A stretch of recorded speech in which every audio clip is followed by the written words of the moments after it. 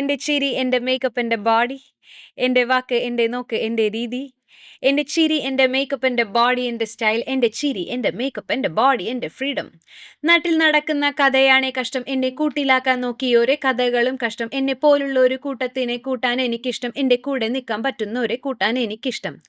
എൻ്റെ ഹൈറ്റും എൻ്റെ ഹീൽസും എൻ്റെ ഇഷ്ടം, എൻ്റെ നടത്തം നേരാക്കാൻ ആൾക്കൂട്ടം. എന്നെ പാട്ടിലാക്കാൻ നോക്കി പിന്നെ കൂട്ടിലാക്കാൻ നോക്കി, അവർ പാടുപെടുന്നതും ഒരു രസം.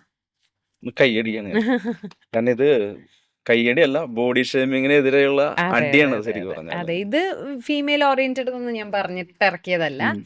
ഇത് ഇപ്പം ചേട്ടന് മുട്ട ഗ്ലോബലിൽ യൂസ് ചെയ്യാൻ അതെ പറ്റിയിട്ടുണ്ടെങ്കിൽ അതെ അതിന്റെ അതെ അർത്ഥം ബോഡി ഷേമിങ്ങിന് തീർച്ചയായിട്ടും തീർച്ചയായിട്ടും. എതിരെയുള്ള ഒരു, അപ്പൊ അതങ്ങനെ എനിക്കും അനുഭവപ്പെട്ടിട്ടുള്ളതാണ്. അപ്പോ അപ്പൊ അന്നും മുട്ട ഗ്ലോബലിൽ ഇത് വന്നപ്പോ കുറെ മെമ്പേഴ്സേ, ആ ഹാ ഹാ 10,500 മെമ്പേഴ്സ് ഉണ്ടല്ലോ. ആ കുറെ ആളുകൾ ഇതിനെപ്പറ്റി വളരെ നമ്മൾ എന്താണ് ഉദ്ദേശിക്കുന്നത് അത് ആ വരികളിലൂടെ വന്നു എന്നുള്ളൊരു യെസ്, സംഗതിയാണ്. അപ്പൊ റാപ്പിന്റെ ഏറ്റവും വലിയ ഗുണം അതാണല്ലേ, സമൂഹമായിട്ട് നമുക്ക് നേരിട്ടങ്ങ് ഇടപെടാൻ നേരെ പറ്റും. പറയാണല്ലോ. ഇപ്പോൾ ജയലളിത കാരിക്കേച്ചർ എന്ന് പറഞ്ഞാൽ ആ ഒരു ഒറ്റയാൾ പ്രകടനത്തിലൂടെ ഇടപെടുകയാണ്.